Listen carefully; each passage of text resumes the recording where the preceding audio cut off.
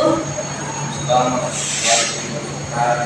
Baiklah, di podcast kita kali ini kita telah mengundang Bang Ilham untuk menjelaskan materi kita yang berjudul Inovasi dalam Manajemen Dakwah, Pandangan Hadis Nabi. Baik, Bang Ilham dari daerah mana? Ya, saya dari daerah Padang Lawas, berdomisili sekarang di Perjuangan. Terima kasih Bang Ilham telah hadir di podcast kita kali ini.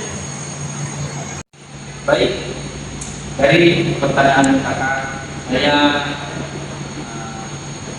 akan menyampaikan apa yang saya tahu. Selama saya ada di sini, mungkin barangkali saya masih kurang hafal tentang jawaban. Dari hadis Nabi tentang inovasi dalam konteks manajemen dakwah, terdapat beberapa pelajaran yang dapat dipetik.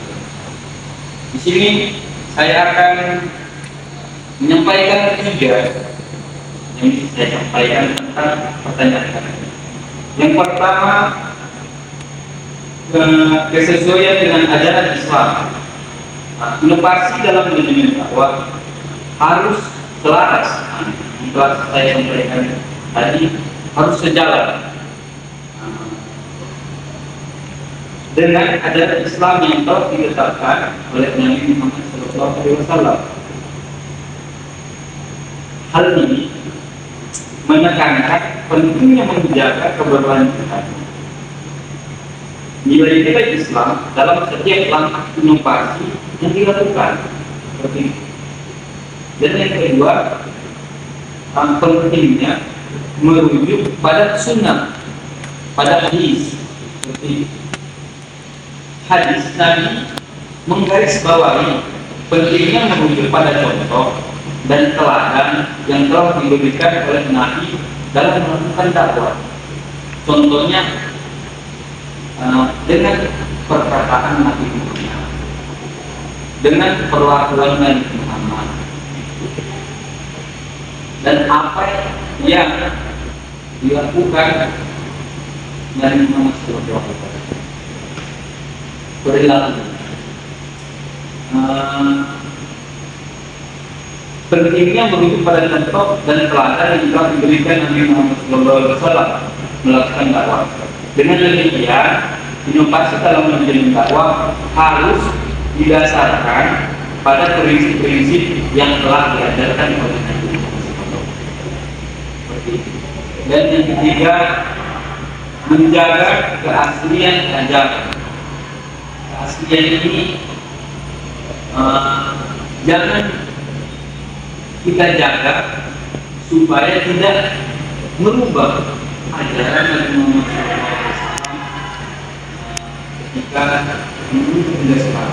Itu harus kita jaga, karena apabila kita mengubah ajaran tersebut, maka akan menimbulkan kesesatan. Jadi inovasi dalam manajemen dakwah harus tetap menjaga keaslian ajaran dan nilai-nilai yang telah ditetapkan. Hal ini meningkatkan bahwa inovasi yang dilakukan tidak boleh menyimpang dari sisi ajaran Islam dalam ajaran Islam. Nah, apabila telah kita ketahui, apabila suatu ajaran menyimpang, itu sangat sulit kita percaya, sehingga orang banyak tertipu.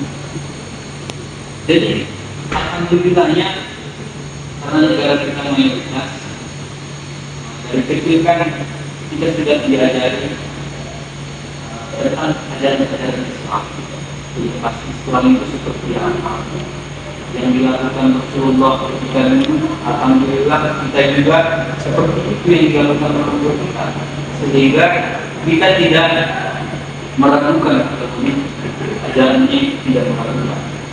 Nah, mudah dicerna dan telah kita pelajari juga dari hadis sekarang. Baik, bagaimana saudara kami tentang inovasi praktek manajemen dakwah sehari-hari untuk kita? Jadi kami sedang memberikan inspirasi yang kuat untuk mengembangkan inovasi dalam praktek manajemen dakwah. Berikut adalah cara bagaimana kita menginspirasi inovasi dalam praktek ini. Yang pertama, mendorong kreativitas. Hadis Nabi mendorong para praktis manajemen dakwah untuk menjadi kreatif dalam merancang strategi dan program dakwah yang efektif. Di sini Rasulullah SAW mengajarkan kepada kita bagaimana menjadi manusia yang kreatif untuk, apalagi tidak kreatif dalam berdakwah. Jadi kita harus memberikan inspirasi tentang dakwah. Dan yang kedua, mengutamakan kemanfaatan.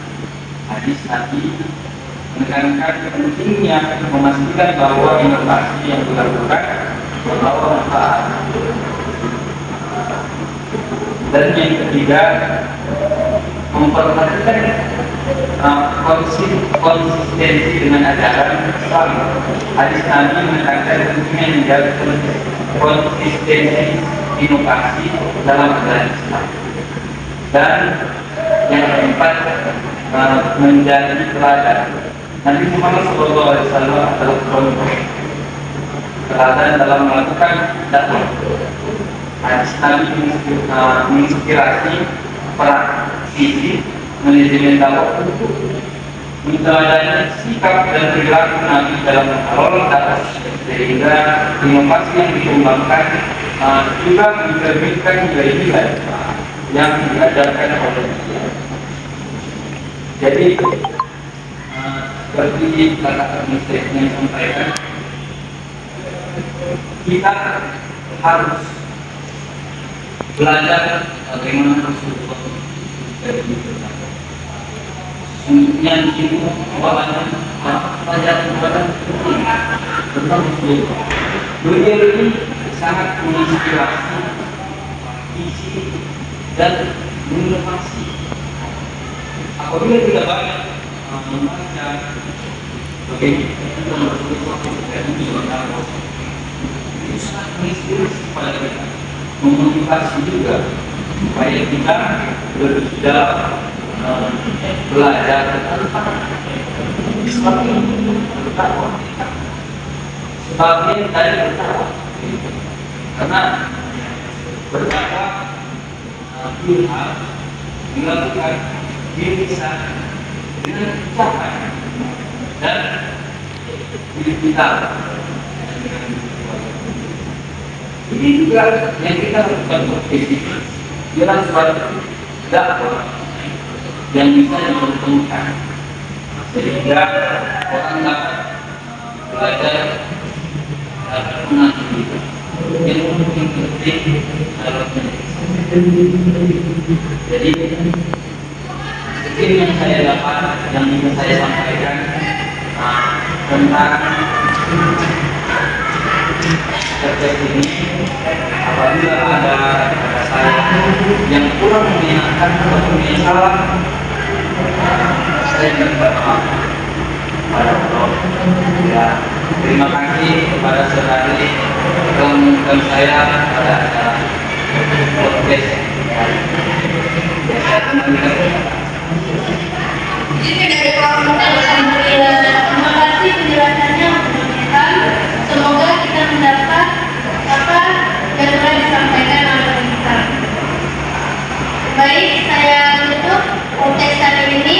Assalamualaikum warahmatullahi wabarakatuh. Waalaikumsalam